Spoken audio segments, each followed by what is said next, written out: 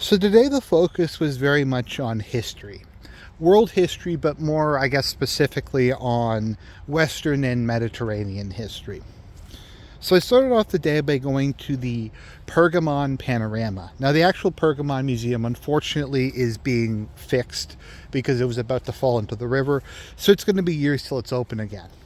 But in the meantime, they brought some of the best statues from their collection and moved them into the panorama area. Now, the panorama is this massive 360, I don't know if you call it a mural or a picture or whatever, thing that's like 5 or 6 stories tall that just shows the entirety of what the city of Pergamon might have looked like back in the day. I think Emperor Hadrian's in it, so it's like the 2nd or 3rd century.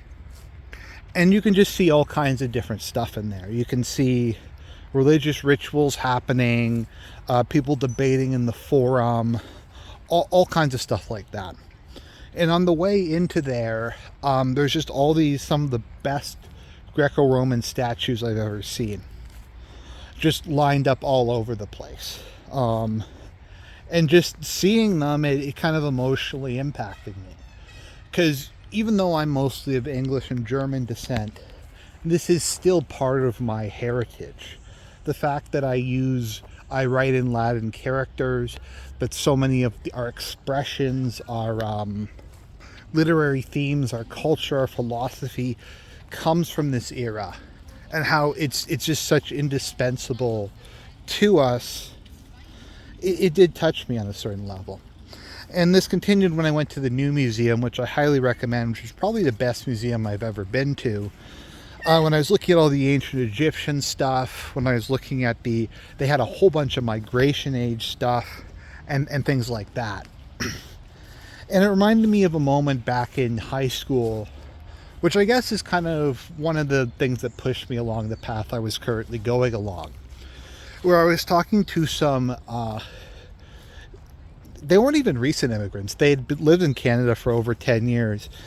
And I was talking about Roman history or something, and they're like, what's that? Who's Caesar? Who's Socrates? Who's Plato? Who's any of these people? And I'm like, well, they're like foundational figures in Western history. And then the guy was Chinese. He's like, well, that's not my history. My history is about Emperor Qin.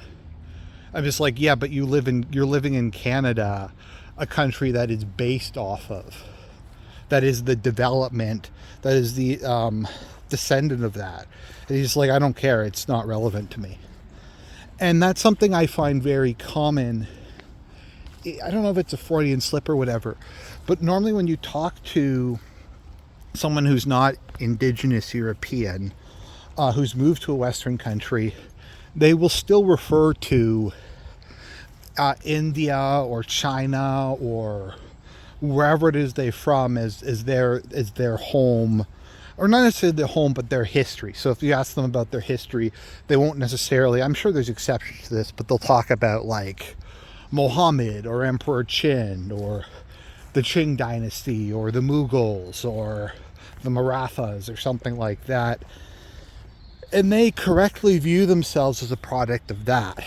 And all these other things, the Greeks, the Romans, the early church, I guess, the migration age, the medieval era, Shakespeare, the development of the English language, all these things are completely and utterly irrelevant to them. They aren't anything that's really contributed to who they are as a person beyond this very shallow jumping in at the end of this long progress. And it just it occurred to me then that, what are we doing? Why are we building a society that isn't an organic, natural development of the society that came before? Why are we bringing in people who, by and large, will just never, at least to the same degree, care about these things? Care about the fall of the Roman Republic? Care about the Holy Roman Empire? What relevance do any of these things and the institutions they spawned and their enduring effects on our culture, our morals, and the way we look at the world, what do any of these things have to do with them? The answer is nothing. Their ancestors didn't do this. Their worldview isn't influenced by it, except in maybe a very vague postmodern liberal sense. But I just was like, what's the point? Like, how does this make things better? Like, I remember the Pakistani students would tell me, once we're the majority, we're going to kill you. And stuff like that. I'm like, why are we doing this to ourselves? It's... I just have a lot of love and affection for all of that. Like, just not even on a racial level, just the history, the culture, the religion, the heritage, all of that stuff. I'm a very strong believer in the collective heritage of mankind. That there is something inherently valuable about historical things, about understanding what happened before, regardless of kind of who it is, Western or non-Western, white or Chinese or whatever you have. And it just was like, we're creating a society where people don't value any of these things. They don't value the great chain of historical being. They don't value that they are the descendants of the at least intellectually, of the Greeks and the Romans or whatever. And it just really bothered me on a fundamental level. And I tried to like repress it, and I tried to do the whole civic nationalism and like, oh, we could just integrate people and ideas matter more than blood and stuff like that. But just as I was going through it today and I was just looking at that, I was just thinking to myself, I can trace some of my ancestors back to the Norman conquest. They've been a part of Europe for basically as long as Europe's existed. I can look back on my family tree and I can see that they contributed to development of England and Switzerland and Scotland and Russia and a bunch of other different places. And I can go there and I can look at that and look at the stuff there and go, this is my people. This is what they did. This is what they built. And it's not just a kind of a petty nationalist thing. There is, I think, a collective identity of a certain extent. I know this is kind of a New World idea within Western civilization, within the indigenous European peoples, that we do share this common heritage. That Rome and Greece and Christianity and all of these things are something we collectively share and developed in different ways and different expressions. And I just don't think it's possible to transplant that, to make it into some sort of abstract, rationalized idea or ideology and just say, oh, we just have to imprint this on somebody from a completely different culture and context and they'll somehow be able to fit in. Like, how can you be invested in something, a place where your ancestors never lived? And I don't just mean that, like, obviously people move from different European countries and stuff like that. I'm not talking about that. But you can still say, oh, my ancestors took part in this civilization. I'm living in a different part of the civilization maybe, but I'm part of the broader context. It's part of my broader identity. And I just don't get, like, once again, let's just think about it this way. If I was to move to China and say, like, oh, Emperor Qin is, like, the founder of my civilization. Oh, my ancestors are the Manchu or the Jin dynasty or something like.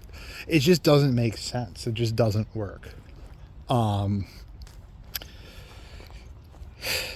It's one thing if you're moving between a very closely related culture, or very closely related race or ethnicity or something, but if you take something completely foreign that comes from a completely different source and try to insert it, it just doesn't make any sense. Like, you've seen the Sweden thing with the black guy going, we're like our Viking ancestors. It's like, no, you aren't.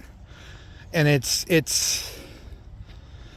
gross, not just from my perspective, but from their perspective.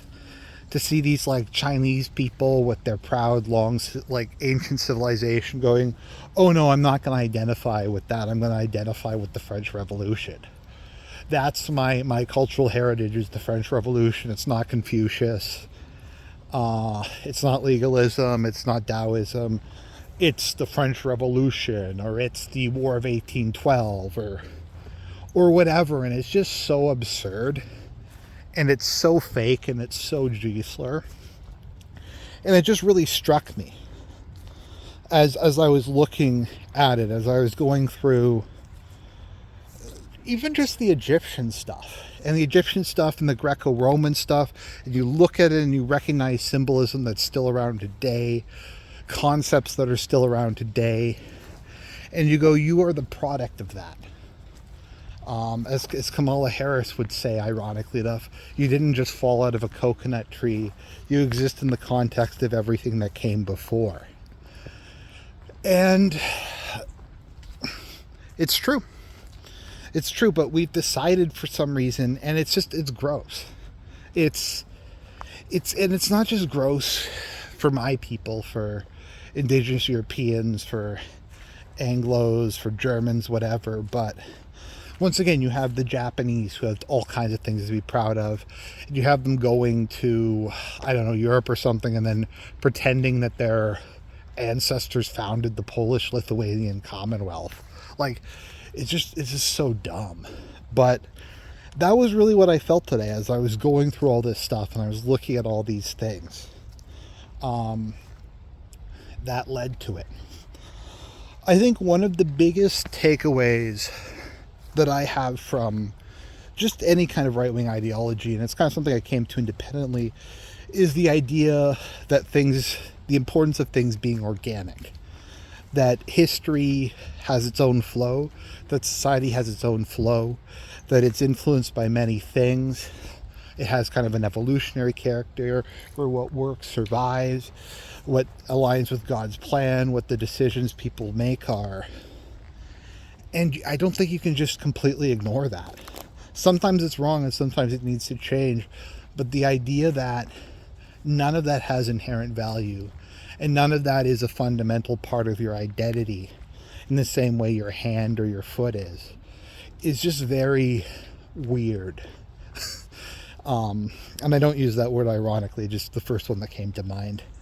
But those are just my thoughts on the matter. So I've been trying to give you kind of some reflections as I kind of go through all this new stuff that I haven't seen before. So I hope you enjoyed that. God bless everyone, and more content to come.